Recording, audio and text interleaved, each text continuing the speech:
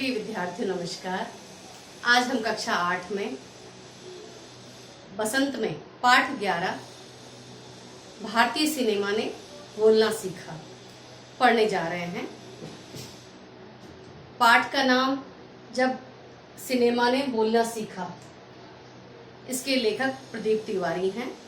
अब यहाँ पाठ का नाम ऐसा क्यों है, इसके पीछे का मैं कारण बताती हूँ कि भारतीय सिनेमा जब तक सबाक फिल्में यानी बोलती फिल्मों का दौर शुरू नहीं हुआ था, उससे पहले भारत में मूक फिल्में बनाई जाती थी, यानी जिसमें आवाज नहीं होता था। एक्टिंग होती थी, भाव देखे जाते थे और लेकिन उसमें आवाज नहीं होती थी, यानी कि क्या प्रकट करना चाह रहे हैं ये भाव समझ में नहीं आ पाता था।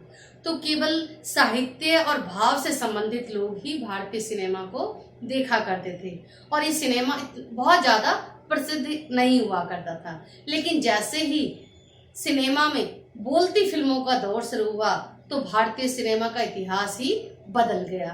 तो जब सिनेमा ने बोलना सीखा, इस पाठ में पहली बोलती फिल्म आलम आरा, जिसका निर्माण अर्देशीर एम ईरानी ने किया था, उस सिनेमा को किस प्रकार से तैयार किया गया, उसकी पटकथा कैसे उनके मन में विचार आया, किस तरह से उसकी स्क्रिप्ट तैयार की गई, किसके आधार पर वो बनी, उस फिल्म में जो है पहले हीरो के रूप में किसने काम किया, हीरोइन कौन थी, अन्य कलाकार कौन थे, उस फिल्म को बनाने के लिए किन किन नई चीजों की आवश्यकता पड़ी और उस फिल्म से किन नई चीजों का आविष्कार हुआ जो आगे के सिनेमा में जो है स्थायी रूप से प्रारंभ हुआ।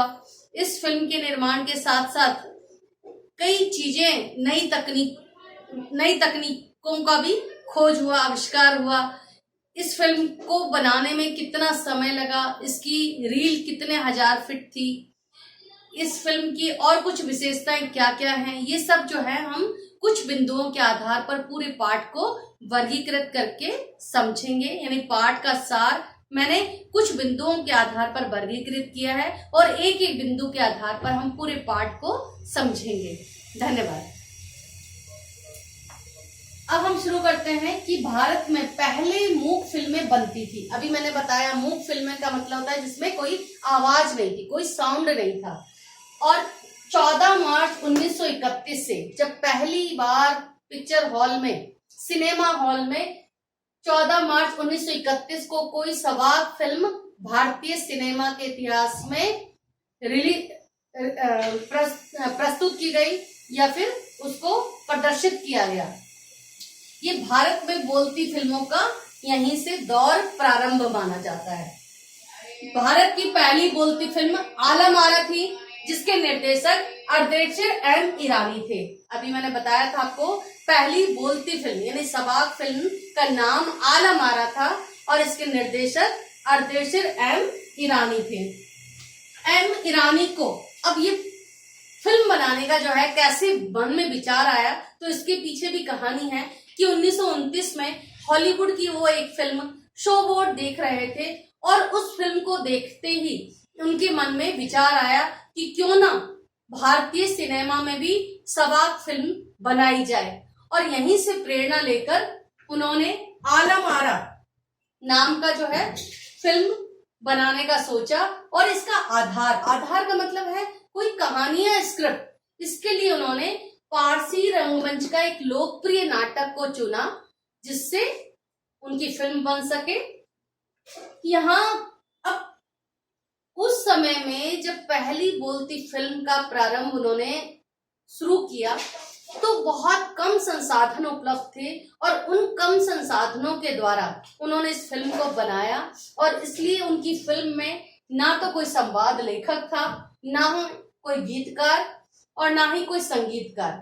इन सब चीजों का अभाव था। यानी ये जो बाद की फिल्मों में आवश्यक रूप से शामिल किए जाते थे, लेकिन उस फिल्म में कोई भी संवाद लेखक, गीतकार, संगीतकार नहीं था। उन लोगों ने खुद ही जो है ये सारे काम किए।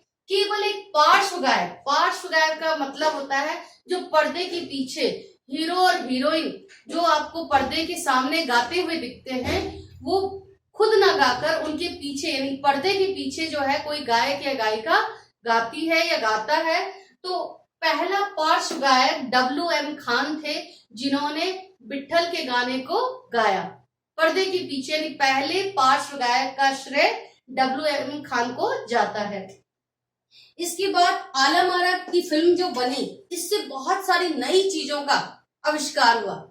सबसे पहली चीज तो यह है कि अभी तक की मूक फिल्में जो है दिन की रोशनी में ही शूटिंग की जाती थी, यानी आलम आरा पहली ऐसी फिल्म थी जिसकी शूटिंग रात में की गई। और रात में शूटिंग की जाने के पीछे आवश्यकता होती है कृत्रिम लाइट की, यानी आर्टिफिशियल लाइट की, क्योंकि चांद की रोशनी में शूटिंग करना संभव नहीं था और इसलिए पहली बार कृत्रिम लाइट की व्यवस्था की गई, यानी आर्टिफिशियल लाइट की व्यवस्था की गई इस फिल्म को शूटिंग करने के लिए।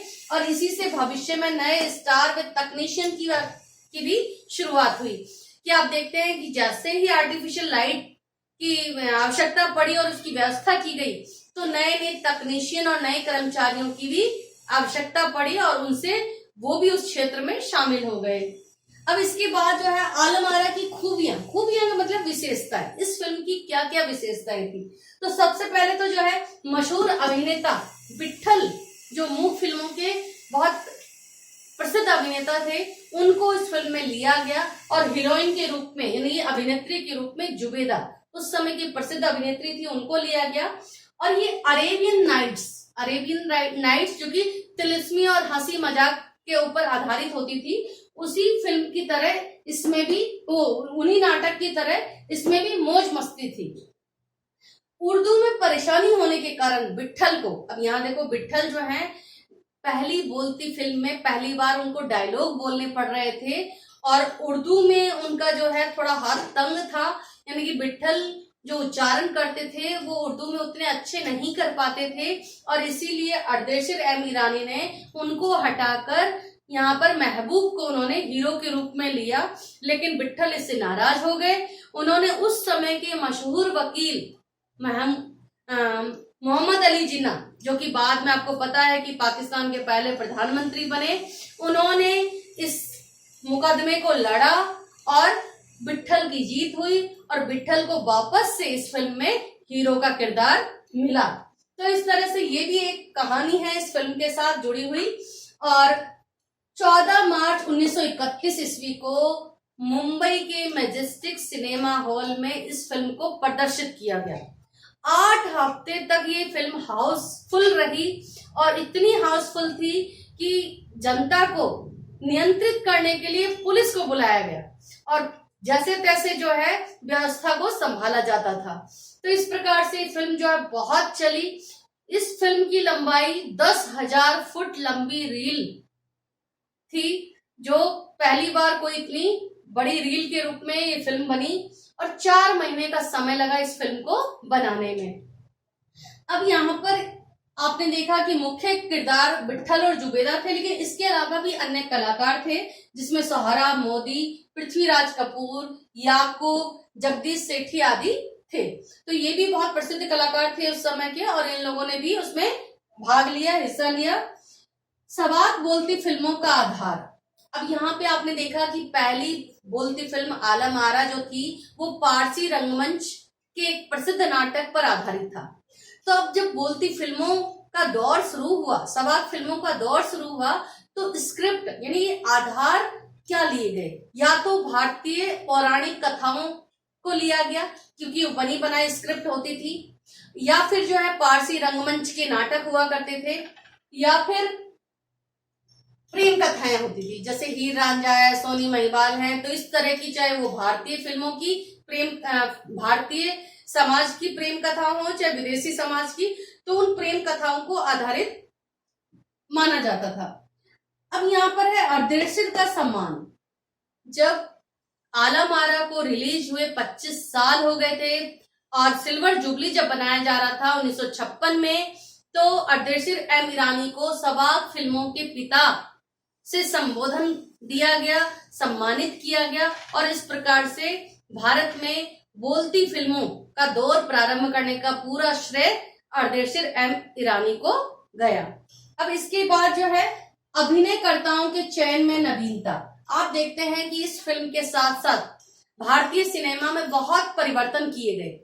अभी तक शारीरिक रूप से जो बलिष्ठ होते थे, सुंदर होते थे, या फिर जो पहलवान हुआ करते थे, उन लोगों को जो है भारतीय सिनेमा में हीरो या अन्य किरदार के रूप में लिया जाता था। लेकिन अब जब इस तरह की फिल्में बनी पुरानी कथाओं के आधार पर, तो उनके शारीरिक रूप से, उनकी विशेषताओं के अनुसार जो है पात्रों का चयन किया जाने लगा। तो इससे पहले ऐसा नहीं था, लेकिन अब कहानी के अनुरूप जो है पात्रों का चयन किया जाने लगा। अब यहाँ पर इसके बाद है भाषाओं का विकास। देखिए, इससे पहले सवाक फिल्मों से पहले मूक फिल्में बनती थी।